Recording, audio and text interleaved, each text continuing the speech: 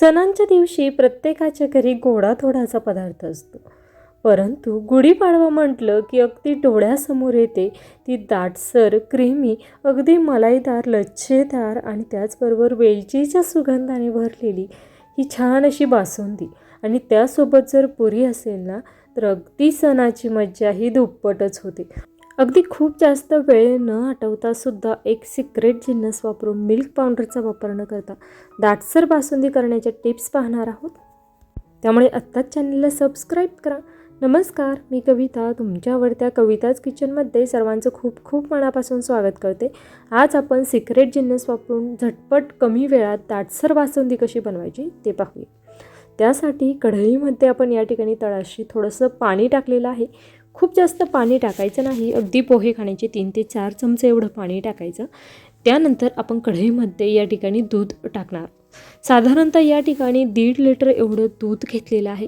अगदी घट्टसर असं हे दूध आहे आणि छान असं गाळून घेतलेलं आहे.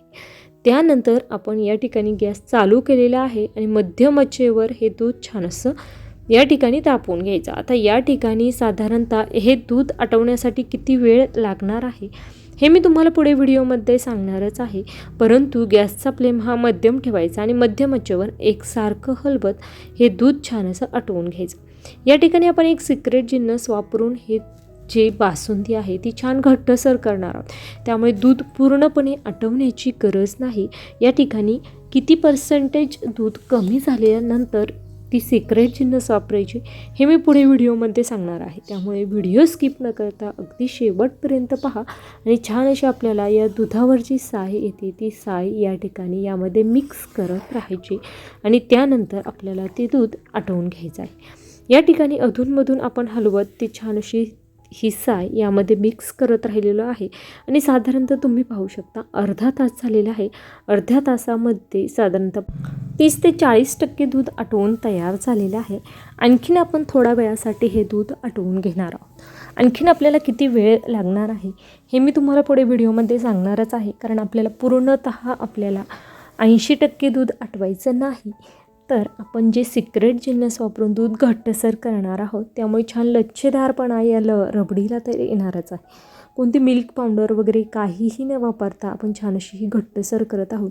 कारण तुम्हाला तर माहितीच आहे, कविताज किचनमध्ये घरच्या उपलब्ध साहित्यात परफेक्ट रेसिपी करण्याची हमी दिली जाते. त्यामुळे विकतचं साहित्य न वापरता घरच्या उपलब्ध साहित्यात बऱ्याचदा आपण रेसिपी पूर्ण करण्याचा प्रयत्न करतो आणि ती रेसिपी परफेक्ट त्याचबरोबर पौष्टिक देखील होते. त्यामुळे तुम्हाला जर अशाच पौष्टिक आणि परफेक्ट रेसिपी शिकायच्या असतील तर कविताज किचनला सबस्क्राईब करून ठेवा. सबस्क्राईबसोबत घंटीच्या बटनवर क्लिक करून ऑलवर क्लिक करा. कारण इथे मिळतात पूर्ण वर्षभर 365 रेसिपीज. एकही दिवस सुट्टी न घेता दररोज दुपारी 12 वाजता नियमित रेसिपी अपलोड केलेली असते.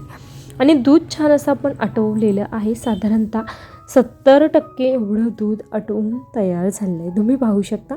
या स्टेजला मी गॅस बंद केलेला आहे आणि त्यानंतर आपण यामध्ये टाकणार आहोत जी सिक्रेट जिन्नस मी सांगितली होती ती. त्यासाठी 1 वाटीमध्ये आपण दुधावरील साय घेतलेली आहे, जी मी अगोदर रोजच्या वापरासाठी जे दूध वापरत असते त्या दुधावरीलच साय या ठिकाणी 1 दिवस आधीपासून या बाउलमध्ये काढून ठेवत होते आणि एवढी साय माझ्याकडे आहे. ती सर्व साय मी यामध्ये टाकणार आहे. परंतु ही साय टाकत असताना गॅस आपल्याला मोठा वगैरे करायचा नाही किंवा चालू वगैरे करून मध्यम आचेवर दुधाला उकळी वगैरे घ्यायची नाही. नाहीतर या दुधाच्या साईचं थोडंसं तुपाचा थर या बासुंदीवर येऊ शकतो. त्यामुळे तसं होऊ नये यासाठी गॅसचा फ्लेम हा मंद ठेवायचा आणि मंद आचेवर ही साय यामध्ये छान अशी मिक्स करायची, जेणेकरून या ठिकाणी बासुंदीला छान घट्टसरपणा येण्यास सुरुवात होते. क्रीमी अशी टेस्टला ही बासुंदी लागते. हे पहा, छान अशी आपण यामध्ये मिक्स करून घेतलेली आहे आणि या ठिकाणी गॅसचा फ्लेम हा या स्टेजला आपण मंद करणार आहोत. त्यानंतर तुमच्या आवडीप्रमाणे तुम्ही यामध्ये ड्रायफ्रूट्स वापरू शकता. त्याचबरोबर तुम्हाला जर केशरयुक्त ही बासुंदी हवी असेल, छान केशर रंगाची बासुंदी हवी असेल, तर तुम्ही अर्धी वाटी गरम दूध घ्यायचं आणि त्यामध्ये केशरच्या काड्या भिजत घालून ते दूध यामध्ये टाकलं तरीही छान अशी पिवळ्या रंगाची ही बासुंदी तयार होते. परंतु मी केशरचा वापर न करता छान दुधाच्याच टेस्टची आज ही बासुंदी बनवत आहे. त्यानंतर आपण टाकणार आहोत चवीनुसार साखर.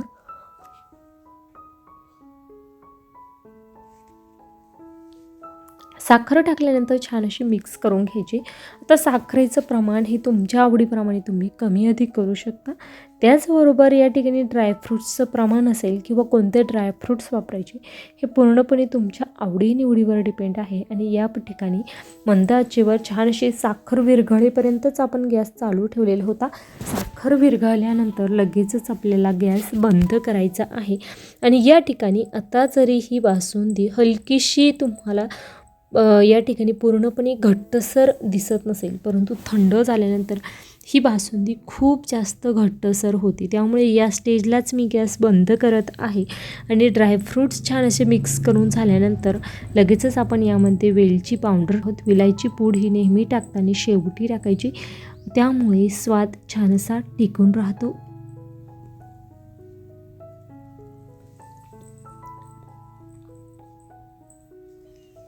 हे पहा, आता विलायची पावडर आणि या ठिकाणी ड्रायफ्रूट्स छान असे यामध्ये मिक्स करून द्यायचे. आणि या ठिकाणी झटपट पाऊण ते 1 तासामध्ये आपली ही 1.5 लिटर दुधाची बासुंदी बनवून तयार झालेली आहे. अगदी कोणतंही विकतचं साहित्य न वापरता घरच्या उपलब्ध साहित्यात परफेक्ट अशी जी रोजची आपल्या वापरामध्ये असलेलं जे साहित्य असतं ते साहित्य वापरूनच आपण या ठिकाणी ही बासुंदी तयार केली.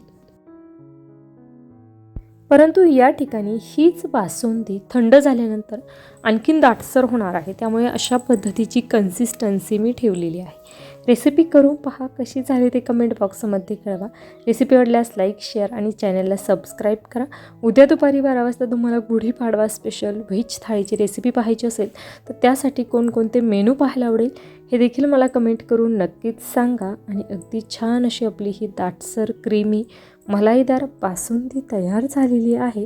या व्हिडिओच्या एंड स्क्रीनला तुम्हाला श्रीखंडाची रेसिपी पाहायला मिळणार आहे. आणि गेले 2 ते 3 दिवस आपण गुढीपाडवा स्पेशल खूप साऱ्या वेगवेगळ्या रेसिपीज पाहणार आहोत. त्या सर्व रेसिपींची नोटिफिकेशन तुमच्या मोबाईलवर येण्यासाठी सबस्क्राईबसोबत घंटीच्या बटनवर क्लिक करून ऑलवर देखील क्लिक करा. खूप छान अशी या ठिकाणी क्रीमी बासुंदी बनवून तयार झालेली आहे. अगदी वेळात वेळ काढून माझी रेसिपी शेवटपर्यंत पाहिल्याबद्दल धन्यवाद. पुन्हा भेटूया उद्या दुपारी 12 वाजता अशाच नवीन एखाद्या गुढीपाडवा स्पेशल रेसिपीसोबत. तोपर्यंत धन्यवाद.